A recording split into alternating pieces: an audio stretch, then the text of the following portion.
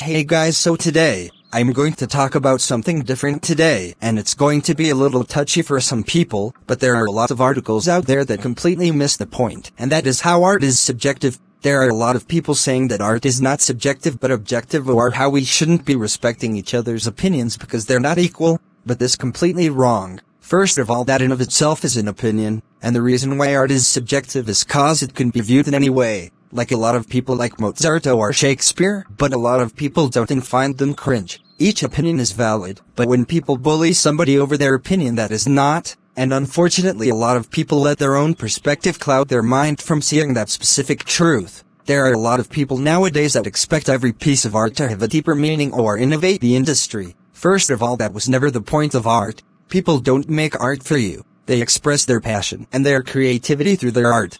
The very motto is MGM Pictures is Artis Gratias Ars, which means art for art's sake. In other words, it's not made to please people or teach people, it's there to be creative and to show the industry their imagination. All art is different, just like how all food is different. Not everyone has the same taste, so are points of view, and it's foolish to think otherwise. While you may disagree with someone's opinion, you should respect them enough to let them have their opinion and not resort to shaming them for that. There are a lot of things other people love and hate that I don't understand, but I don't hate on them for it.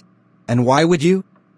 There are a lot more things worthy of your attention than the fact that somebody doesn't like the same movie you do, but unfortunately a lot of people don't see it that way. They constantly whine and complain about new movies and shows coming out, claiming that these movies are unwanted and that they should be making more original movies. But when they do make original movies, they don't go to see them, but they go out to see those movies that they said were unnecessary and unwarranted, and then complain when they announce more of the same, despite them helping those movies get greenlit by going out to see them. And people are constantly complaining that studios and artists aren't catering to them and giving them the movies and stuff they want. This is the truth. Studios aren't making movies or anything for you. They are making movies to make money and to make art. They never said their priority was to make sure you're happy and satisfied. They are in this to keep their business going and to entertain. It's called entertainment, not lecture or educationment. These movies don't have to do anything you want them to do if they don't want to, and to expect them to is naive and childish. I understand you'd be upset if you paid money for something and it was crap, and I understand criticism and all that. But criticism is a lone opinion. There are people that like a piece of art that you probably don't and see something in it you don't.